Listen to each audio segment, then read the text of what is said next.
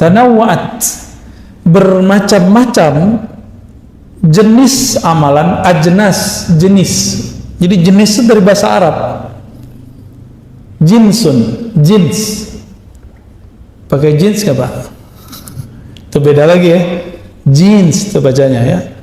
Kalau ini jinsun, jim nun sin, jenis bahasa Indonesia, genus dalam bahasa pengetahuan lama ya. Tanawwa'at. Kenapa bermacam-macam amalan itu? Kenapa amalan itu nggak kayak malaikat? Malaikat itu yang sujud aja. Ada malaikat itu dia kalau ibadah dari awal penciptaan itu cuma ruku. Nabi ditanya, wahai Rasulullah, apakah zikir yang paling utama? Apa kata Nabi?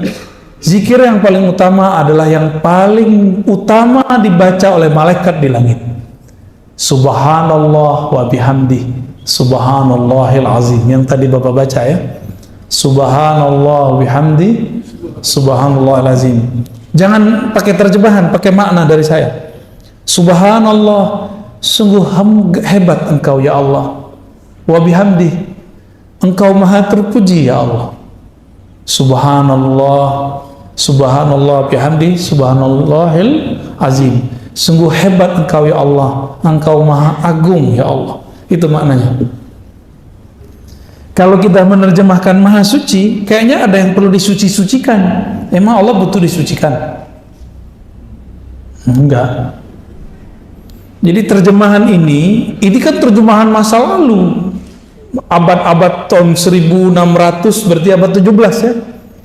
Oleh Syekh Abdul Rauf As-Singkili, Subhana itu diartikan maha suci. Ini harus direvisi karena di zaman itu maha suci itu artinya maha hebat kalau versi kita sekarang.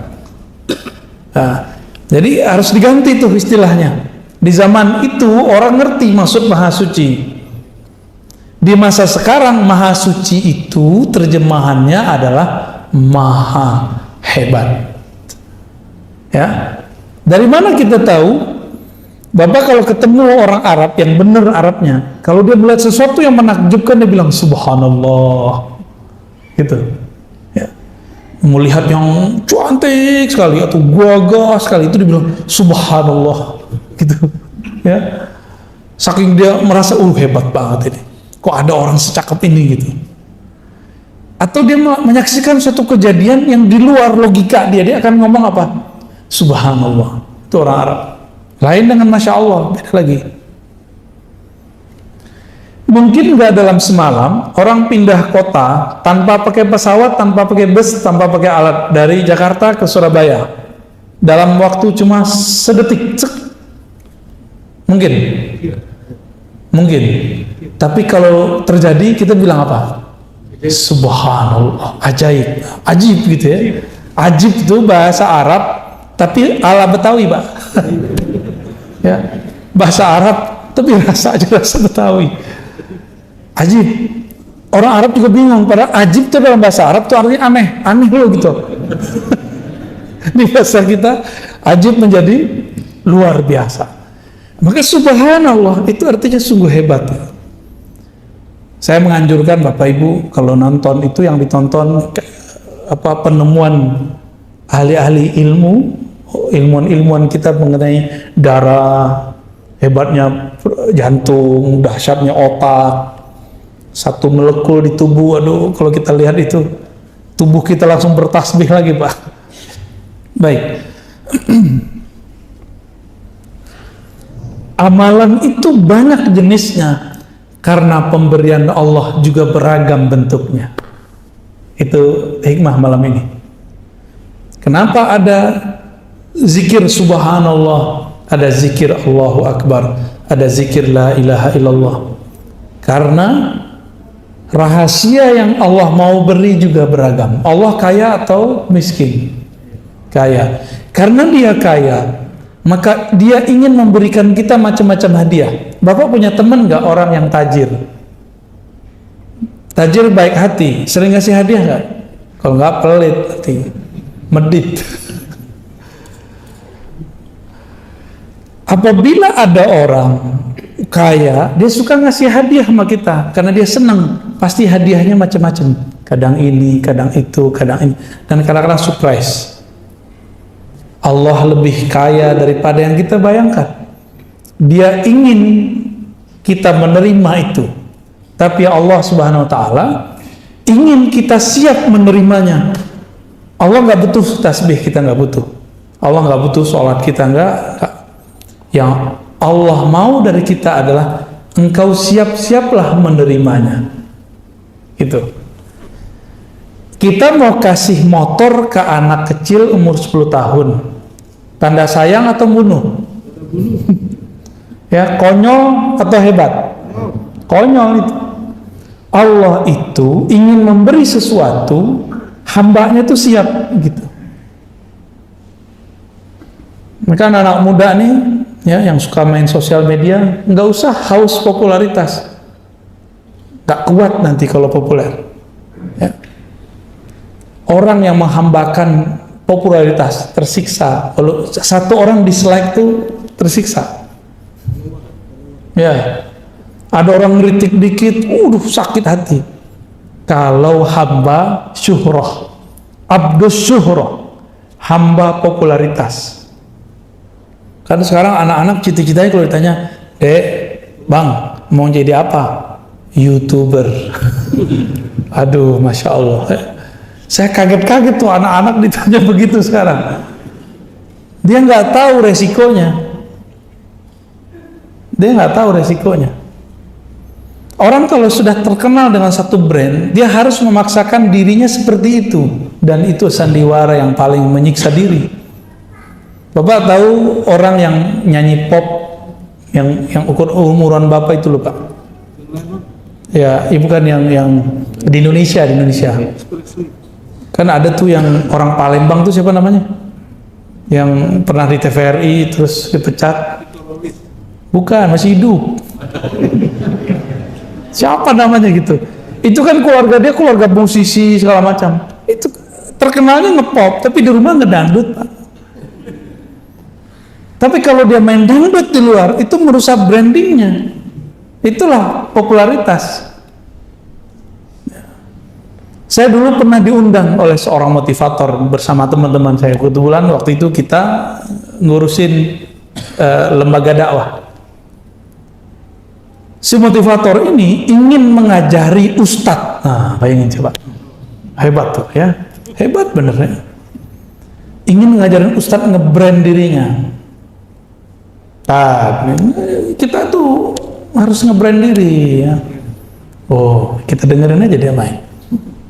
Nge-brand oke, bagus. Akhirnya ada yang nge-brand diri pakai warna baju. Ya kan? Ada kan ustadz dengan baju tertentu? Ya boleh-boleh aja sih, Pak. Dulu ada rame tuh Pandawa 5 tuh ada kan? Yang nggak ada tuh Ustadz Petruk tuh nggak ada tuh. Macam-macam. Jadi mereka membuat branding. Itu pengaruh beberapa motivator ini. Saya tahu beberapa motivator ini menggurui si Ustadz yang sebenarnya Ustadz itu adalah seorang guru. Nggak sopan bener ya. Mungkin niatnya bener baik supaya Ustadz ini punya kualitas hidup yang setara dengan para motivator. Nggak, Ustadz itu jalan hidupnya beda. Ya. Terus terakhir dia bilang apa? Ustadz itu kalau ceramah harus memperhatikan sound. Terus apa lagi? Harus bertarif. Waduh. Itu teman-teman saya yang ikut rata-rata rusak karena sifat motivator. Ya beda, Pak. Kalau ustadz tuh dengan motivator tuh beda. Ustadz tuh dia ngomongin Allah sama akhirat.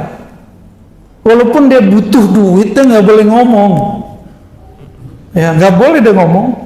Itu brandnya tuh Allah. Semua brand itu Allah. Jadi nggak usah si ustadz tuh kemudian harus di brand dengan warna baju, di brand dengan biar terjaga brandnya, kalau datang harus mobilnya bagus. Nggak mesti. Kalau ada rezeki ya beli mobil, kalau enggak ya apa adanya aja. Ustadz tuh harus pakai baju tertentu, apa serban tertentu, ya salam, itu nyiksa diri. Apakah dengan miring sedikit begini ilmunya berkurang, Pak? Nggak ada urusan. Kok Pak ini dimiringin dikit, emang berubah? Gak berubah ilmunya. Kalau emang ilmu ada di dalam akan berubah. Saya datang ke sini pakai sarung, pakai gamis, Bapak kan udah kenal, Bapak biasa aja, ya kan? Karena saya juga biasa, Bapak biasa juga kan? Saya datang sebagai orang biasa, nggak pakai tarif-tarifan, Bapak santai kan? Kalau nggak Bapak deg-degan juga Pak, kita udah bayar nih, udah panjer nih, deg-degan juga. Maka di Quran di surat Yasin itu jelas kalam Allah, ittabi'u man la yas'alukum ajra. Ikutilah orang yang tidak minta tarif. Mereka lah orang-orang yang dapat hidayah. Kalau bahasa Imam Malik, wa ma lillahi baqiya. Suatu karir, karya, kinerja, dakwah karena Allah pasti kekal. Kita ini gak ada yang sempurna Pak, tapi kalau kita nempel kepada Allah, sempurna jadinya. Semua kita punya dosa, tapi kita nempel kepada ampunan Allah, kita diampuni oleh Allah. Sholat kita gak ada yang bagus, tapi kalau kita nempel kepada ridha Allah, Allah akan baguskan sholat itu. Ya. Ketika seseorang baca Alhamdulillah, maka akan ada satu kondisi di kolbunya kalau dia berkoneksi dengan Allah. Pahami dulu makna Alhamdulillah. Alhamdulillah artinya thanks God, ya, syukran ya Allah, terima kasih ya Allah, semua pujian itu milikmu ya Allah. Allah itu dipuji sebagai tanda terima kasih, maka ditulislah segala puji. Kalau di abang sebelah kan puji Tuhan, ya. Ya, akhirnya sama-sama garing. Ini baca Arab, ini baca terjemahan, sama gak sama garing. Menurut saya cukup kita katakan terima kasih ya Allah. Itu lebih dahsyat. Ya, ya, syukran ya Rabb. Itulah rasa syukur. Syukur ya Allah, gitu artinya. Kalau baca Allahu Akbar, apa yang dirasakan? Ya Allah, Engkau besar, kami kecil. Kalau kita bawa pikiran banyak mau sholat, cukup baca takbir. Bapak manai takbirnya. Itu semua pikiran kita langsung mengecil. Yang besar hanyalah Allah Subhanahu wa ta'ala. Kita punya banyak masalah sebelum sholat. Setiap hari ada masalah nggak? Ya, bener. Setiap hari ada masalah ya. Bener. Ada yang nggak punya masalah tiap hari? Pasti punya masalah. Masalah Bapak Ibu nih banyak nih, nggak usah curhat ke siapa-siapa. Ya, nggak usah curhat ke ustadz, nggak usah curhat ke teman, nggak usah curhat kepada. Cukup katakan Allahu Akbar, ya Allah masalahku banyak, tapi Engkau ampunan rahmatnya, bantuannya lebih banyak, jalan keluarnya lebih banyak. Itu selesai cepat itu Pak. Selesai cepat itu. Jadi kita ini mentok karena kita jalan lewat jalan buntu. Coba mundur dulu, kan nggak mau mundur. Mundur, cari yang baru. Maka zikir itu membuat orang mau mundur dari kesalahannya supaya maju mencari yang benar. Itu yang disebut taubat. Ya. Jadi pribadi taubat itu bukan pribadi yang sering baca astagfirullah, astagfirullah, astagfirullah. Itu namanya bacaan istighfar. Ya, taubat itu pribadi yang tidak menyalahkan siapa-siapa, tapi dia menyalahkan dirinya. Dia ketemu pakai GPS salah, salah GPS nih. Ya bukan begitu. Kenapa dia nggak mau nanya sama orang? Ini kan udah tahu ada orang, nanya ke GPS.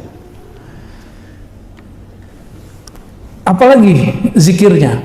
Salawat. Salawat itu mencakup zikir-zikir yang ada. Jadi kalau saya salawat, Bapak Ibu, Bapak salawat, itu tadi zikir kita yang tadi kebawa semua sama dia. Kenapa? Saya mau tanya Pak, salat kita zakat ya, Allah zakat nggak? Allah salat nggak? Allah haji nggak? Allah umrah nggak? Allah puasa nggak? Tapi Allah salawat nggak? Berarti salawat spesial nggak? Di saat seseorang bersolawat, dia sedang satu frekuensi dengan Allah. Itulah fana, lebur dalam cinta. Maka dia bersolawat. Solawat itu artinya, ya Allah, sampaikan cinta kami kepada Nabi Muhammad. Kalau terjemahannya, ya Allah, turunkan rahmat ke Nabi Muhammad. Emang Rasulullah masih butuh digituin? Enggak. Ini saya kasih artinya Pak ya. Apa arti solawat? Ya Allah, sampaikan cinta kami kepada Rasulullah Sallallahu Alaihi Wasallam. Baru tuh ada rasa tuh ketika bersolawat. Jangan nerjemah lagi sholat, tapi maknai sholat itu. Itu aja bedanya kalau kita belajar hikam dengan belajar terjemah. Saya yakin kalau orang sini belajar terjemah, 2 kali pertemuan kabur.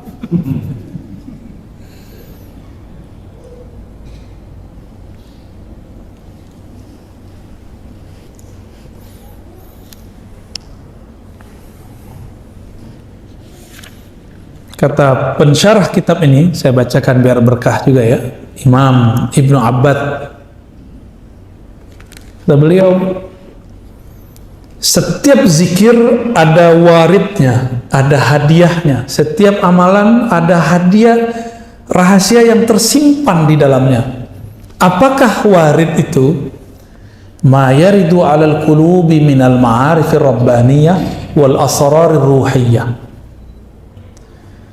Warid itu adalah suatu kondisi rohani di mana kolbu mendapatkan makrifat dari Allah dan rahasia-rahasia darinya. Ketika Bapak sujud, rasanya apa? Kepala pegel. Itu doang. Imamnya kelamaan nih, gitu. Berarti belum dapat asrarnya. Tapi Bapak sujud terus terasa, ya Allah, kepalaku sekarang di titik terendah di bumi. Bahkan dia lebih rendah daripada tempat buang air besarku. Yang kita bedak-bedakin tiap hari itu ya Bu ya. Ini mas-mas ini pakai bedak kan nih? Nggak usah lah, cukup istri kita aja yang cantik ya. Kita nggak usah jadi cowok cantik ya.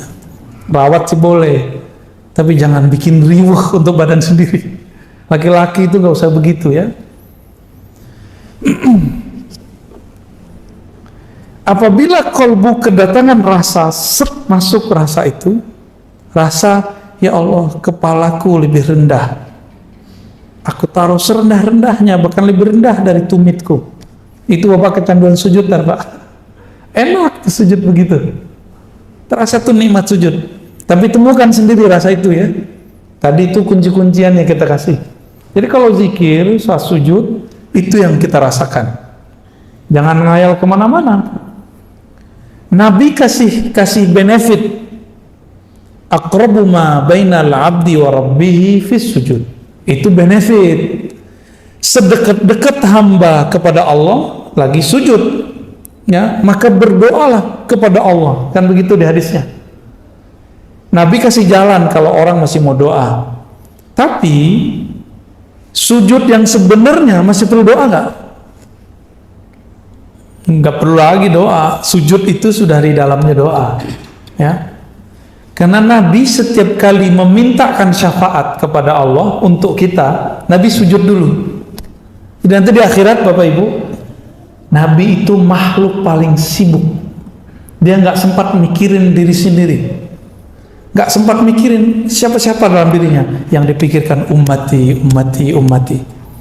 Setiap kali mau lewat itu ada datang orang cari, wahai Rasulullah bantulah kami, wahai Rasulullah bantulah kami. Di tangannya sudah ada daftar orang yang dia mau bantu. Itulah kekasih-kekasihnya, ulama-ulama pewaris ilmunya, mewarisi sifat-sifatnya. Tidak hanya mewarisi serban dan jenggotnya, tapi juga mewarisi karakter-karakter rahmatnya. Itu ditandain nama Rasulullah tuh. Lalu sahabat bertanya, wahai Rasulullah, bagaimana cara engkau nanti tahu bahwa itu adalah umatmu, sebanyak itu umat? Jawaban Nabi, aku mengetahuinya dari ghurran muhajjalin, dari pancaran bekas wudu. Wudu itu isinya apa? Cuci-cuci muka? Bukan. Wudu itu membersihkan zahir, mensucikan batin. Sebagaimana Allah memandang kalbu manusia, maka di akhirat Nabi diizinkan memandang kalbu manusia. Ya, kalau di dunia Nabi tahu, dikasih tahu isi hati orang, tapi nggak boleh berhukum. Itulah yang terjadi ketika ada orang bapak Khawarij datang, Nabi nggak bolehin bunuh, karena dia belum menunjukkan kekasarannya. Jadi kelompok ekstrem nih sekarang, kalau dia belum kasar, kita belum boleh main tangan, Pak. Belum boleh main tangkap. Tapi kalau dia sudah menyiapkan bom, mau membunuh, Masya Allah, itu boleh. Dan kita meridhoi kalau ada polisi, bagian tertentu di polisi melakukan itu. Itu penyelamatan bagi kita. Ya, penyelamatan bagi negara ini. Bapak mau nanti buat maulid di bom orang? Mau nggak nanti? Ya. Nah, maka kelompok-kelompok ini sekarang muncul itu diberangus oleh salah satu perangkat kepolisian. Kita doakan mereka supaya tetap tulus kepada Allah Subhanahu wa taala, ya.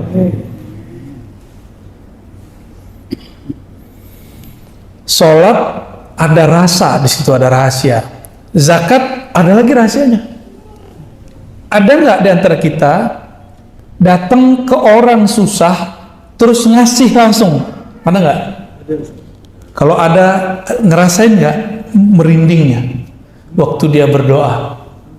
Senangnya bukan main. Nanti cobain Pak ya.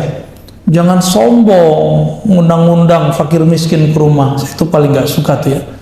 Mohon maaf Pak kalau pernah melakukan. Bapak belagu itu namanya. Dia udah miskin, udah yatim piatu, udah susah. Dia harus menghancurkan egonya lagi untuk datang ke rumah kita.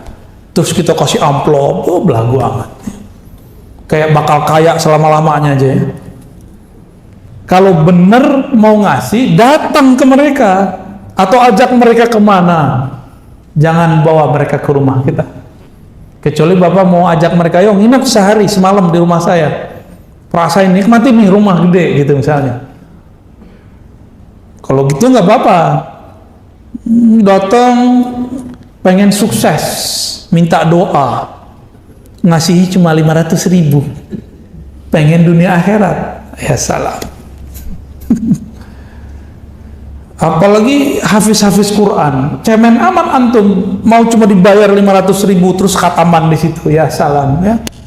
Terlalu rendah itu Quran, khataman begitu. Kalau mau khataman, khataman aja ya. Jangan cuma dengan duit-duit segitu kemudian kita merusak waridnya. Jadi apa yang membuat zikir-zikir amalan ini terhambat? Jadi sir dari Allah mau turun, rahasia dari Allah mau masuk ke dalam kolbu, tapi terhalang. Karena di kolbu kita paling dalam, kita meniatkan amal itu bukan untuknya. Gitu.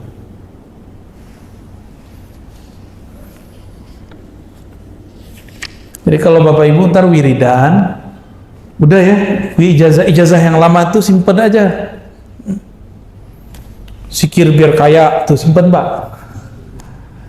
Apalagi zikir mahabbah simpen, udah nggak usah. Zikir buat sakti simpen, nggak usah lagi. Sekarang zikir yang biasa, lalu katakan aku berniat menyebut Engkau ya Allah karena Engkau layak disebut. Aku memujimu ya Allah karena Engkau layak dipuji. Aku menyembahmu ya Allah karena Engkau layak disembah, bukan karena aku pengen jadi kaya. Aku baca surah Al-Waqiahmu ya Allah karena Engkau layak ayat-ayatmu dibaca, bukan karena pengen usahanya lancar. Bisa nggak begitu? Itu baru tasawuf. Jadi tasawuf itu bukan wiridan untuk sesuatu, ijazahan, mahar, bukan, itu bukan tasawuf. Itu pseudo tasawuf. Ya, tasawuf palsu. Tapi boleh nggak? Ya boleh, silakan. Cuma ta'ibtum, ta'ban, selamat lelah. Ya. Nih, ini saya kasih contoh Pak. Ini kan pengalaman saya sendiri. Saya baca surat tertentu, ayat tertentu dengan angka tertentu supaya saya dapat rezeki besok atau besoknya lagi. Udah selesai semua wiridannya ribuan sampai nggak ngantuk-ngantuk, apa nggak tidur-tidur kan kita ngantuk-ngantuk. ditunggu besok, nggak datang-datang batu rezeki. Capek kan? Capek. Padahal simpel aja, nggak usah wiridan, besok bangun silaturahmi, datangin ahlinya, datangin orangnya, jadi. Ini malah pakai wiridan, nggak nyambung.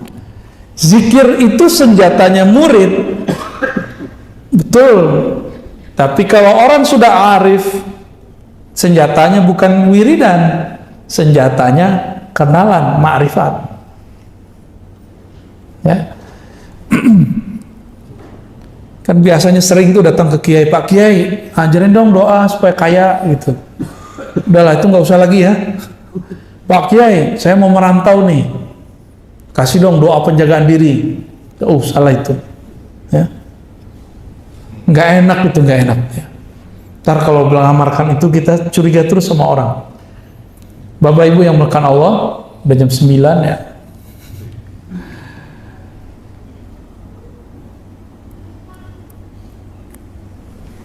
Ketika warid itu datang, kadang-kadang berefek. Ada orang tuh tiba-tiba rajin ibadah. Ada ketika datang sir itu, dia nangis. Ada yang ketika datang rasa itu, dia rindu. Nah, dan itu kita praktekin, Pak. Di sini nggak ada yang ikut talqin zikir kemarin ya. Kita ketika talqin zikir waktu di Ciputat, didik doang ngajinya. Nah, yang talqin di Ciputat, di dekat UIN. Pas syahadat, ada yang merasakan sesuatu, tapi tidak merasakannya waktu baca Fatihah. Ada yang waktu Fatihah merasakan sesuatu, tapi tidak merasakannya saat istighfar. Ada yang menangis-nangis dalam istighfar, tapi kebingungan ketika baca Qul Huwallahu Ahad. Ada yang tersentuh baca kulhu, tapi dia bingung pada sholawat. Tapi rata-rata Pak, di bab sholawat semuanya hanyut. Mau kolbu keras, kolbu lembut, semuanya hanyut karena merindukan Rasulullah SAW. Karena dalam sholawat itu ada unsiyah, keintiman kolbu dengan kekasih, yaitu Rasulullah SAW. Nah, semoga rasa itu muncul di kita.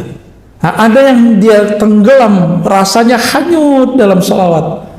Kita ajak zikir, dia bingung. Karena dia masih asik dalam sholawat. Jadi itu beda-beda orang, beda-beda ahwal, beda-beda warid yang datang. Jadi saya sendiri menyaksikan dan merasakan bahwa itu nyata. Beda amal, beda bacaan, beda gerakan, beda aktivitas, beda rahasia yang diturunkan dengan oleh Allah Subhanahu wa Ta'ala. Maka rahasia dalam sholat beda dengan zakat, beda dengan puasa, beda dengan haji, beda dengan umroh. Semoga yang hadir malam ini tidak lagi ibadah minta pahala. Amin. Semoga yang hadir malam ini tidak lagi beribadah pamrih. Amin. Bukan lagi karena pengen dapat surga, bukan lagi karena dijauhkan dari neraka, bukan lagi karena pengen dapat ketenangan dan kekhusyuan. Semoga yang hadir malam ini beribadah karena Allah layak disembah, karena Allah pantas dipuja-puji. Itulah ibadah yang mutlak. Orang inilah yang disebut oleh Allah abdi, hambaku. Kalau yang mencari ketenangan disebut hamba sakinah, yang mencari khusyuk abdul khusyuk, yang cari popularitas abdul syuhur, yang nggak mau terkenal abdul butun. Allah bukan yang begitu ya. Kunu ibadallah, jadilah hamba Allah yang mutlak.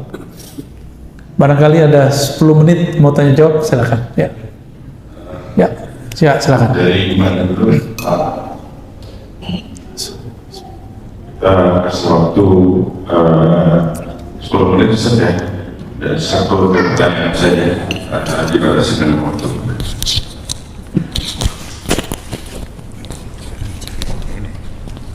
Oke. Assalamualaikum warahmatullahi wabarakatuh. Assalamualaikum.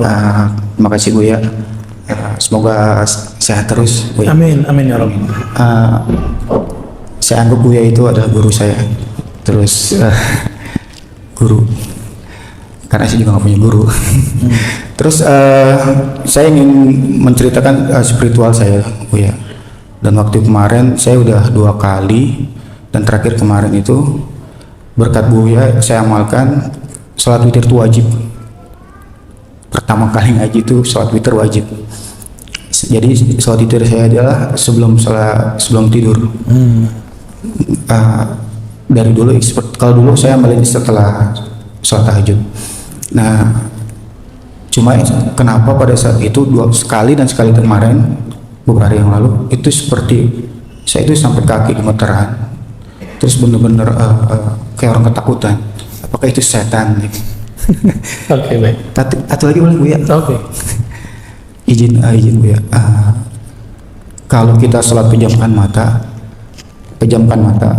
itu seakan-akan kita sujud atau ruku, tapi kayak ada sesuatu lagi yang ruku ngikut kita. Oke. Itu saya nggak tahu. Terima kasih. Assalamualaikum warahmatullahi wabarakatuh. Assalamualaikum. Yang pertama, pas mau witir merasakan sesuatu ya. Pas lagi sholat witir ya. Itu namanya warid. Warid. Cuma karena kolbunya belum siap takut. Ya. Tapi kalau kolbunya siap itu nggak akan takut.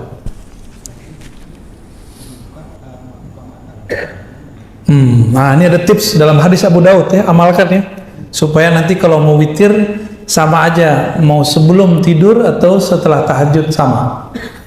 Dalam hadis Abu Daud diajarkan kalau mau qiyamul lail bacalah 10 kali subhanallah wa bihamdihi, atau subhanallah aja 10, alhamdulillah 10, Allah akbar 10, la ilaha illallah 10. Itu namanya conditioning. Jadi biar kolbunya siap untuk merasakan nikmatnya sajian tahajud, sajian witir, hidangan aurat, maka berzikir sebelum kita qiyamul lail, berzikir sebelum witir. Ya, apa tadi? Subhanallah, alhamdulillah, masing-masing. Jadi jangan subhanallah, alhamdulillah, bukan.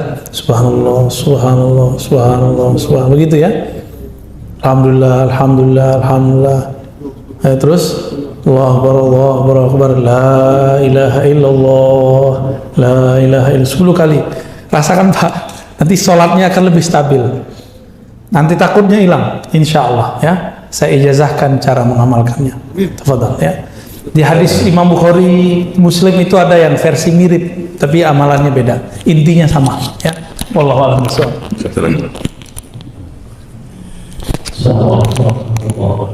Assalamualaikum. Saya pada pertanyaan yang pertama. Dari mana Pak? Saya dari Ciledug, Komplek Paninggilan Permai. Nama saya Muhammad Yunus. Pertanyaan saya yang pertama tadi dibilang apapun yang kita lakukan ibadah adalah makrifat kepada Allah. Termasuk apa yang dibilang Buya tadi, bahwa seandainya kita mendapatkan sesuatu spesial dari Allah itu adalah makrifat. Terus apa bedanya dengan hidayah? Yang kedua, saya terus terang sebelum subuh selalu melakukan sholat sunat hajat 2 rakaat.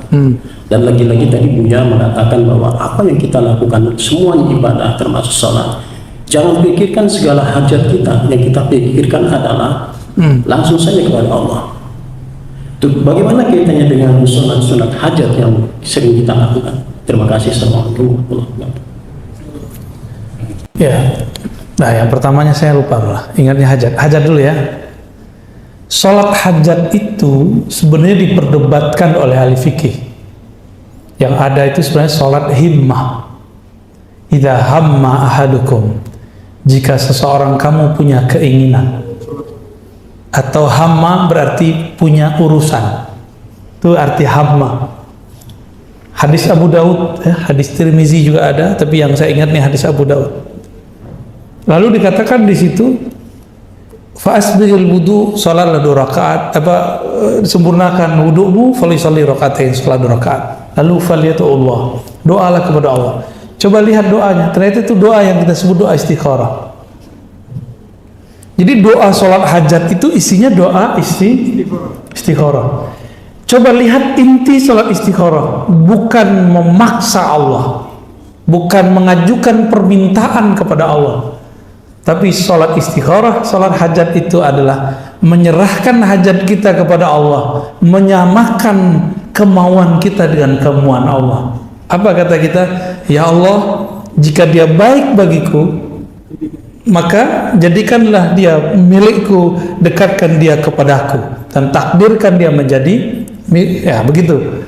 Itu nggak hanya pasangan loh Pak ya, kerja, urusan, proyek, sama semua. Artinya apa? Kita tidak maksa Allah, tapi kita bertanya, ya Allah, ini baik atau bukan? Jika baik, jadikan, mudahkan. Jika tidak, maka jauhkan. Berarti masih ada kita nggak di situ? Nggak ada. Maka sholat hajat itu bukanlah kita memaksa Allah atau ngasih tahu Allah dengan hajat kita, tapi sholat hajat itu konfirmasi. Ya Allah, ini hajatku baik apa enggak? Gitu ya. Baru denger antum ya. Selama ini kita kata kiai, kata ustadz, kalau ada hajat sholat 2 rakaat, minta kepada Allah. Ya itu benar. Tapi ada yang lebih benar, ini dia nih. Isi dari sholat hajat istikharah adalah mengkonfirmasi kepada Allah hajat kita baik atau tidak. Kalau untuk kabul gampang bagi Allah, tapi baik buruk itu yang mau kita mintai kepada Allah Subhanahu wa taala. Dan itu berat loh Pak, kalau kita senang sama seseorang nih, terus kita bilang jika dia baik, wah itu senang tuh. Maka mudahkan ya Allah, takdirkan ya Allah, senang. Bapak udah coba belum? Orangnya kita cintai, terus kita bilang jika dia tidak baik bagiku ya Allah, maka ini susah tuh ngomongnya tuh. Bener gak? Tuh, itu ilmu Pak, sebenarnya itu makrifat sebenarnya, tapi kok nggak ada yang menjelaskan selama ini. Ketemu di hikam, kata Ibnu Athaillah Sekandari rahmatullah alaihi wa qadasallahu sirrah, ciri-ciri doamu langsung dikabul, itlaqul lisan, lisanmu ringan untuk mengatakannya. Itu ciri-ciri kalau itu diterima di sana. Bahkan Ibnu Athaillah nggak ngomong begini, padahal dia mau ngomong begitu Pak. Sebenarnya doa kamu itu Allah juga yang bisikin. Allah bisikkan kepada kamu, tapi kamu harus menjadi hambanya. Gimana caranya? Memintalah kepadanya, tapi nolkan dirimu. Tiada kehendakmu kecuali kehendaknya, tiada keinginanmu kecuali keinginannya, tiada cintamu kecuali cintanya. Baru bener tuh cinta kepada Allah. Kalau enggak gombal. Barangkali itu ya Pak. Yang pertama tadi apa? Hidayah itu baru awal dari nur. Kalau ma'rifat itu puncaknya nur. Berarti hidayah itu puncaknya apa? Ma'rifat. Jadi orang-orang yang dapat ma'rifat, dialah yang bisa bagi-bagi hidayah. Maka di Quran itu dibagi 2. Kadang Nabi disebut innaka la tahdi man ahbabta. Kamu tidak dapat memberi hidayah siapa yang kamu mau. Itu ma'rifat maksudnya ya? Tapi di ayat yang lain justru dikatakan engkaulah yang memberi mereka petunjuk. Man dalla ala khairin kafa'ilih, siapa yang menunjukkan suatu kebaikan, suatu petunjuk kepada orang, maka dia sama dengan melakukannya. Jadi ada hukum hakikat, ada hukum syariat di situ ya. Hakikatnya hidayah itu ma'rifat awalnya, tapi syariatnya bukan. Syariatnya dia sebuah ilmu, sebuah pengetahuan, sebuah teori, sebuah sentuhan, kira-kira begitu. Wallahu a'lam bishawab. Ya. Cukup ya.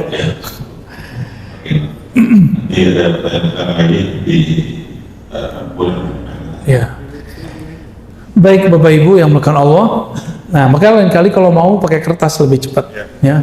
Nanti kita jawab sependeknya.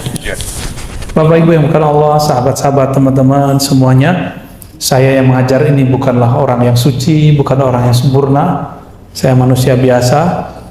Kebetulan, kebenaran dapat hadiah ma'rifat dari Allah. inilah yang kita bagi-bagi sebagian, ya. Semoga hadiah-hadiah ini diridhoinya. Amin ya rabbal alamin.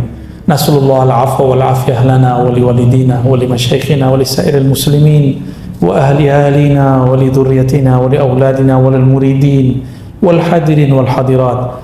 Semoga yang hadir baik laki perempuan, anak-anak kita, saudara kita diampuni oleh Allah, dapat berkah dari Allah, dapat ridha berkah pengajian ini. Amin ya rabbal alamin. Wassallallahu ala sayyidina Muhammad walhamdulillahi rabbil alamin.